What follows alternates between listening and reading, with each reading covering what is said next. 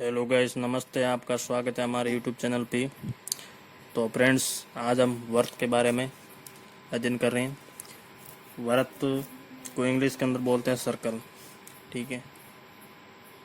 तो वर्त एक आकृति है। ये किस तरह की आकृति है? तो ये 2D आकृति है, 2D या 2D डायमेंशनल, 2D डायमेंशनल बोलते हैं, या इसको 2D या हिंदी के अंदर इसको बोलते हैं द्विमीय आकृति।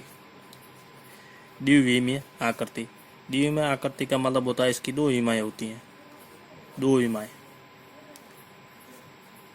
इमाएँ होती हैं। और जब दो इमाएँ किसी भी आकृति की होती हैं तो उसका केवल क्षेत्रफल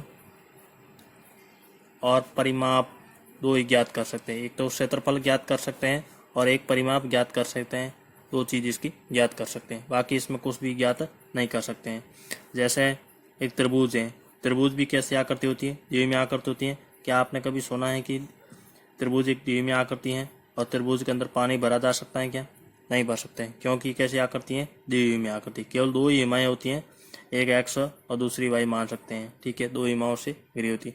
इसी तरीके से वर्त भी कैसी आकृति है? द्विमीय आकृति है। ऐसा कभी अपन ने नहीं सुना है कि वर्त के अंदर अपन पानी भर सकते हैं, या ऐसा भी सुनता है कि वर्त की आयतन कितना होता है। वर्त का केवल क्षेत्रफल होता है और परिमाप होता है, दो चीज़ ज्ञात कर सकते हैं। तो आज अपन बात करते हैं वर्त की। वर्त एक निश्चित बिंदु से अचर दूरी का बिंदु पथ होता है। एक कोई निश्चित बिंदु होता है और उस बिंदु से अचर दूरी पर स्थित बिंदुओं का एक बिंदु पथ होता है। अचर दूरी पर, जैसे समान दूरी पर एक बिंदु है और इन बिंदुओं का क्या होता है? बिंदु पथ होता है। जैसे इस तरीके से ये बहुत सारे बिंदु हैं और इन बिंदुओं को क्या है? बिंदु पथ होता है, जिसे क्या बोलते हैं? वर्त बोलते हैं। और ये अचर दूरी होते हैं। इस अचर दूरी r से लिखते हैं और ये इसको त्रिज्या भी कहते हैं। अचर दूरी को क्या कहेंगे? त्रिज्या, अचर दूरी। और त्रिज्या को इंग्लिश के अंदर बोलते हैं रेडियस। और रेडियस का पहला अक्षर होता है आर, और जिस आर से अपन रिप्रेजेंट करते हैं या प्रदर्शित करते हैं। और ये क्या है? केंद्र है, इसको ओ से रिप्रेजेंट करते हैं। अब बात करते हैं सर्कल या वर्त की। तो वर्त की अपन जैसे एरिया की बात करें तो एरिया हमेशा मात्रक या यूनिट का स्क्वायर के अंदर होता है। मात्रा क्या है? यूनिट की। मात्रा को इंग्लिश के अंदर बोलते हैं यूनिट, यूनिट स्क्वायर। यानी जैसे एरिया, इसकी त्रिज्या आर है, ठीक है। आज सेंटीमीटर के अंदर तो सेंटीमीटर स्क्वायर होगा, यदि मीटर है तो मीटर स्क्वायर होगा। दूसरी चीज इसमें आती है परिमाप ज्ञात करते हैं। परिमाप मात्रक के अंदर होता है। मात्रक सेंटीमीटर तो सेंटीमीटर होगा, और यदि मीटर है तो मीटर होगा, और इसमें यूनिट होगा। अब जैसे मैंने यहाँ एक एग्जाम्पल दे रहा हूँ। यहाँ से कोई दूरी, निश्चित दूरी पर एक व्यक्ति यहाँ बैठा है, ठीक है। और व्यक्ति इस बिंदु के चारों ओर एक चक्कर लगा रहा है। क्या कर रहा है? चारों ओर चक्कर लगा रहा है। तो एक जैसे इसने चक्कर पूरा किया तो एक चक्कर के अंदर इसने कितनी दूरी तय की है? 360 डिग्री का कोण बना दिया। कितना कोण बनाया? एक चक्कर में बराबर 360 डिग्री का कोण बना दिया। अब इस कोण को, 360 डिग्री कोण को अपन जैसे रेडियन के अंदर परिवर्तित करना चाहते हैं। किसमें परिवर्तित करना है? रेडियन में। और इसको रेडियन के अंदर अपन को परिवर्तित करना है रेडियन। तो परिवर्तित करना या चेंज करने के लिए अपन 360 डिग्री को गुणा करेंगे पाई बटा 180 से। किन से गुणा करेंगे? पाई बटा 180 से। 180 से कम 180, 180 गुणा 360, तो बराबर क्या आ गए? 2 पाई। क्या चीज़ आई? 2 पाई। तो उसने ये कितनी, जैसे यहाँ से यहाँ तक दूरी तय की? 2 पाई, ठीक है। और इसकी अचर दूरी क्या है? यह आर है। क्या चीज़ है? आर है, ठीक है। तो इस वर्त की परिधि क्या बन गई? वर्त की परिधि बराबर हो गया, दूरी इसने 2 पाई तय की, 2 पाई, और अचर दूरी कितनी है? आर, तो 2 पाई आर। तो वर्त की परिधि का सूत्र यहाँ से क्या सिद्ध होता है? वर्त की परिधि बराबर 2 पाई आर। और इससे एक और सूत्र अपन को मिलता है, वो जैसे बताते हैं आपको। सूत्र क्या बनेगा, वर्त की परिधि, वापस लिख देता हूं, बराबर 2 पाई आर है। यदि इसको वर्त की परिधि को छोटा रूप में लिखना चाहे, जैसे वर्त की परिधि यहाँ से, जैसे यहाँ से पूरे चक्कर की है, ठीक है। यदि चाप लिखना चाहिए, मान लेते हैं यहाँ से लगा कर यहाँ तक की चाप ही है, इतना ही मान लेते हैं, तो चाप बराबर क्या हो सकता है, 2 पाई था, क्या चीज आई थी यहाँ, 2 पाई, और 2 पाई क्या चीज है, कोण है, क्या है, कोण, गुणा त्रिज्या। तो चाप बराबर हमेशा कोण गुणा त्रिज्या होगा, कोण गुणा त्रिज्या, ठीक है। तो परिधि ये होगी। अब हमेशा ध्यान रखना है, वर्त की परिधि आ गई, फिर बात करते हैं परिमाप की। तो परिमाप होता है हमेशा त्रिज्या के समानुपाती होता है। किसके समानुपाती होता है, त्रिज्या के समानुपाती होता है। त्रिज्या पर निर्भर करता है, कौन करता है, परिमाप, और त्रिज्या परिमाप पर निर्भर करती है, ठीक है। जैसे अपन बात की वर्त की परिधियां, परिमाप का सूत्र क्या होता है, 2 पाई आर होता है, ठीक है। तो अपन जैसे किसी भी वर्त की त्रिज्या मान ले ली आर बराबर, किसी वर्त की त्रिज्या आर बराबर 7 ले ली, क्या ली, 7, तो वर्त का परिमाप क्या होगा, परिमाप, त्रिज्या आर मान बराबर 7 लेने पर परिमाप हो जाएगा 2 पाई आर, 2 इंटू पाई का मान 22/7 गुणा आर, आर का मान 7, 7 से 7 कैंसिल, बराबर आ गए 44। कितना आ गया, 44।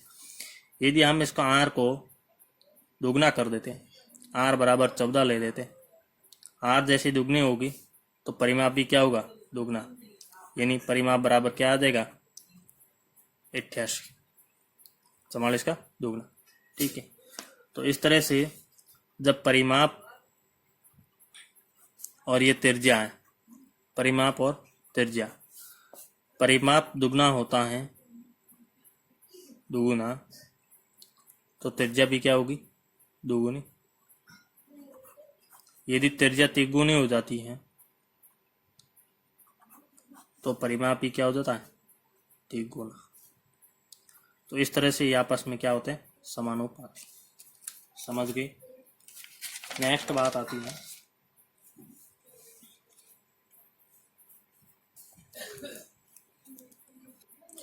नेक्स्ट फिर बात करते हैं चाप पर या परिमाप पर।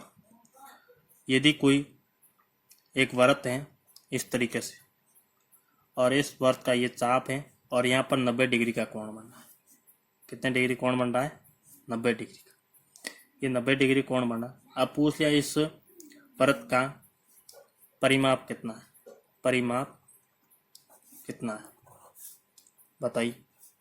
तो अपन क्या करेंगे, सबसे पहले इसका चाप की लंबाई इसकी ज्ञात करनी होगी। तो चाप की लंबाई, चाप बराबर क्या होता है, कोण गुणा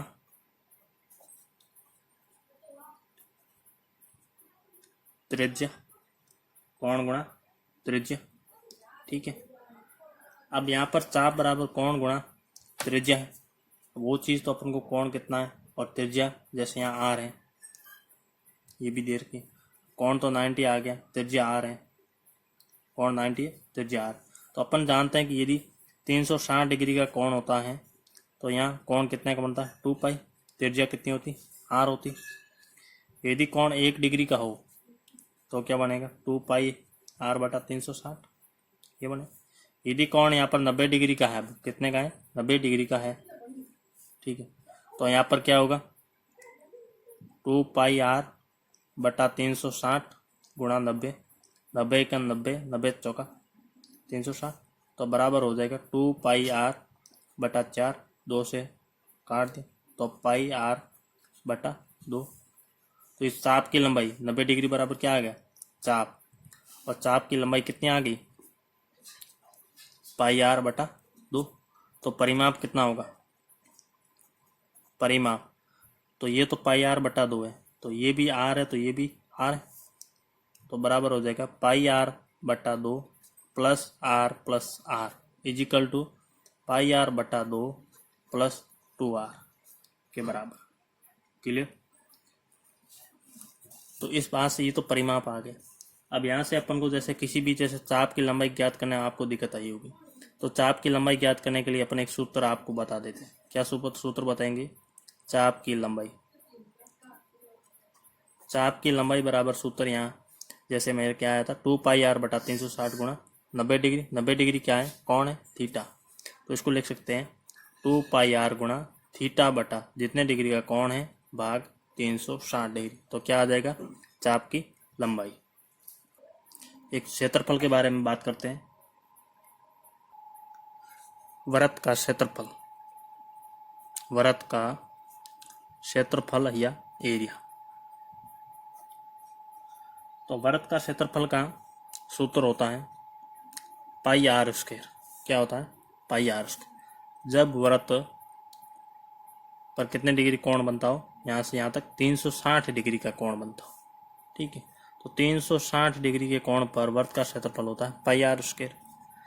यदि हमने वापिस वृत्त का क्षेत्रफल ज्ञात करना है और इस खंड के रूप में दे रखा है और उस समय छोटा सा कोण या कोण है 180 डिग्री का, यानी इस तरीके से जैसे एक वृत्त है, आधा वृत्त है, और इसका क्षेत्रफल ज्ञात करना है, ये 180 डिग्री कोण।